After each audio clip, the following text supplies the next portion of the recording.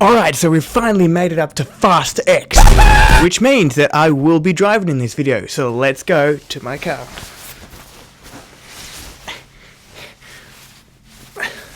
It's fucking freezing out there here in Sydney, so I need to rug up, so let's go.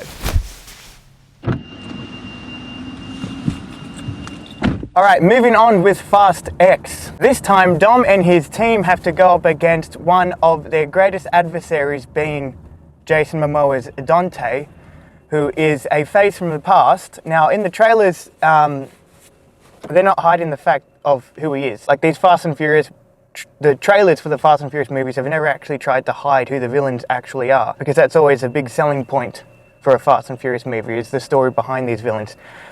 This one, the story behind this villain is really nothing new. It's more of just how Jason Momoa portrays this villain and what he brings to this movie. And I am going to start with this because I have to just gush about Jason Momoa's Dante, because he possibly is the best part of this movie. Not to spoil it, but this movie just takes you straight into Dante's perspective. And how that was done was incredibly investing.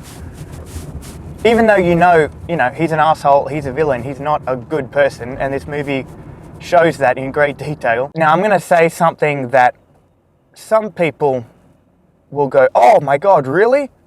And get really excited for the movie. Or they're just going to be like, huh, he's not that good of an actor. And what that is that Jason Momoa is essentially the Joker taunting Batman in this movie. So Dom, once again, is being pushed to his limits in this movie, like previous movies, like The Fate of the Furious, for example. But in this, he's been pushed by someone who's pretty much a psycho, who is just here to taunt Dom and test everything that he holds near and dear. His values, his family, everything like that is being tested, kind of like how the Joker would test the Batman. And it's so entertaining to watch. Now, at first, when I was watching the trailers, I wasn't really feeling, Jason Momoa as this villain, because he just looked like he was just having fun in the role, which he is. But when you actually watch the movie, you see that's actually what they're going for. There are so many moments where Jason Momoa made me laugh as the villain, while simultaneously he's sitting there with two dead corpses and pigtails. Like, the way they're portraying this villain is very different and unique if you're looking at it in just the Fast and Furious franchise. Cannot speak. So yeah, this franchise has not had a villain like this ever.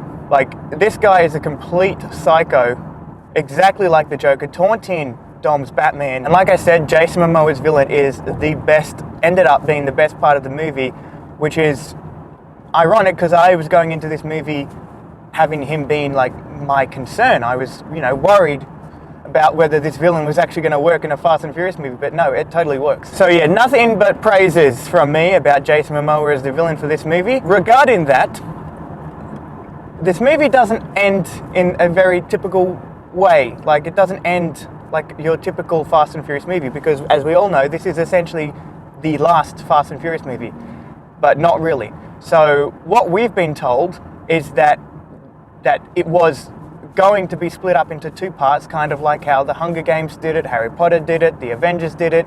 Like, every fucking major franchise is splitting their final chapter into two parts. It's a trend that still hasn't gone away, but now with the Fast and Furious franchise, as ridiculous as it is, apparently they're going to split the final chapter or the final story or whatever into a trilogy, like into 3 movies. So in actuality, this is not the last movie. They're just trying to milk us for as much money as they can. That being said, that was my mindset going into this movie. But after watching the movie, I can quite confidently say that I am excited for another 2 movies if they stick to Jason Momoa's villain and the story that they're telling here. Because when you watch the movie and, when you finish the movie, it very much does feel like all of their actions and choices in the past movies are coming back to bite them in the ass.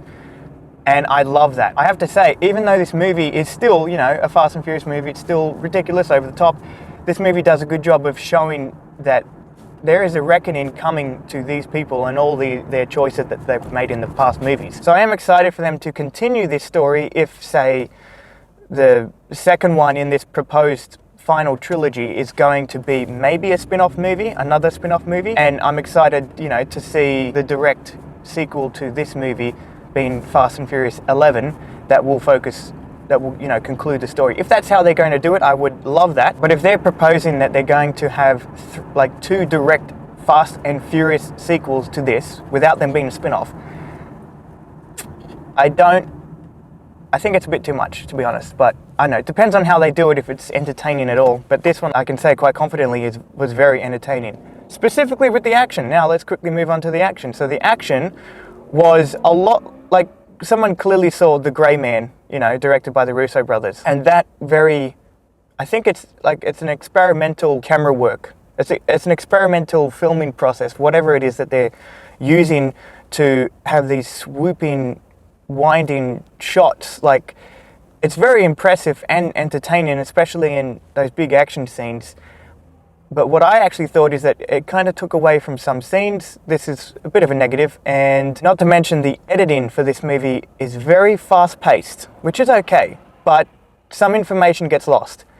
Like, we'll cut away from 2 people having a fight scene, and then they'll cut back to it, and it's like they're in a totally different location, and it's like, what happened?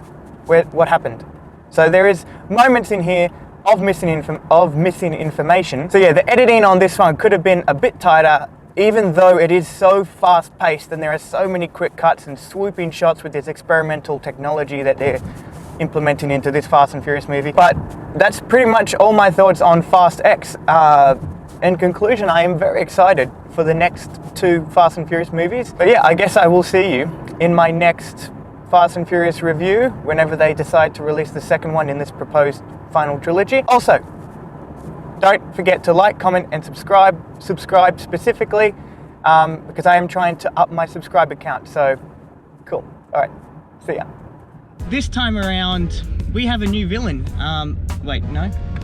There's always a new villain. What the hell am I saying? So I've ended the video, and it's still recording because I can't actually turn it off. It's a bit awkward. Just us sitting here, even after I ended the video. Yeah. Anyway.